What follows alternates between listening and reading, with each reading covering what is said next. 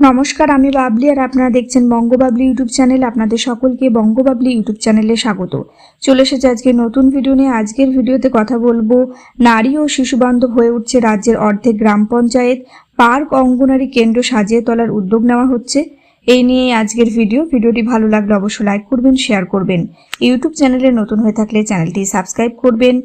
ICDS related video এই চ্যানেলে আপনারা নিয়মিত পেয়ে যাবেন। চলুন আজকের ভিডিও শুরু করি। নারী ও শিশু বান্ধব হয়ে উঠছে রাজ্যের অর্ধেক গ্রাম পঞ্চায়েত, পার্ক অঙ্গনারী কেন্দ্র সাজিয়ে তোলার উদ্যোগ।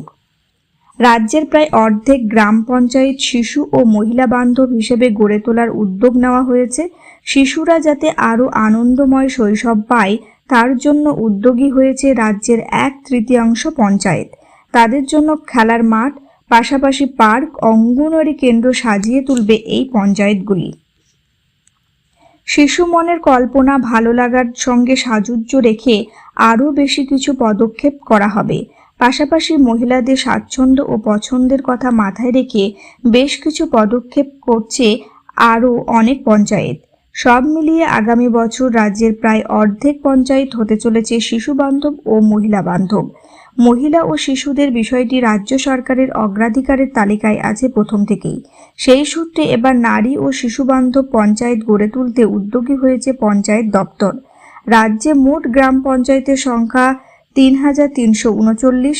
সূত্রের খবর, এর মধ্যে 900টি গ্রাম পঞ্চায়েত শিশু বান্ধব হিসেবে গড়ে তোলা হবে। 548টি পঞ্চায়েত জানিয়েছে তারা মহিলা বান্ধব পঞ্চায়েত গড়ে তুলবে। তার জন্য ইতিমধ্যে নানা পরিকল্পনা শুরু হয়েছে। যেমন দক্ষিণ 24 পরগনার বিষ্ণুপুর 1 নম্বর ব্লকের 11টি গ্রাম পঞ্চায়েত শিশু বান্ধব হয়ে উঠবে। সেই লক্ষ্যে বিভিন্ন অঙ্গনওয়াড়ি কেন্দ্র সাজিয়ে তোলার পাশাপাশি খেলার মাঠ তৈরির কাজ হবে।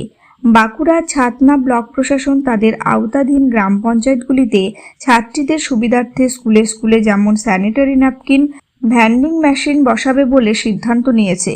মহিলাদের সুস্বাস্থ্য নিশ্চিত করতে একাধিক ব্যবস্থা নেওয়া হবে।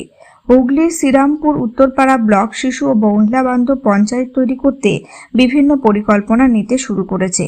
জানা গিয়েছে আগামী বছরের জন্য গ্রাম পঞ্চায়েত ডেভেলপমেন্ট প্ল্যান বানানো শুরু করবে পঞ্চায়েতগুলি।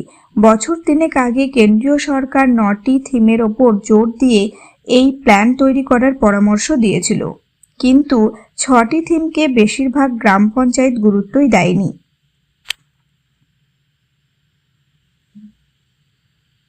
তাই এবার এই অবহেলিত থিমগুলি নিয়েই কাজ করতে হবে পঞ্চায়েতগুলিকে। দপ্তরের এক আধিকারিক বলেন, প্রত্যেক পঞ্চায়েতের কাছে পঞ্চদশ অর্থ কমিশনের আনটাইড ফান্ডে গড়ে 50 থেকে 60 লক্ষ টাকা থাকেই। থিম কার্যকর করতে তাদের এই টাকা থেকে অন্তত 25% খরচ করতে হবে। নারী ও শিশু বান্ধব ছাড়াও স্বাস্থ্যকর গ্রাম গড়ে তুলতে পদক্ষেপ করবে 650টি পঞ্চায়েত।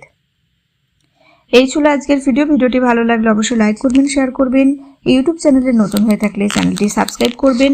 আপনারা কমেন্ট করে জানাতে পারেন আর কি বিষয় নিয়ে ভিডিও বানালে ভালো হয়। চেষ্টা করব সেই সব বিষয় নিয়ে ভিডিও বানানোর। আজকের ভিডিও এখানে শেষ করলাম। সকলে ভালো থাকুন, সুস্থ থাকুন।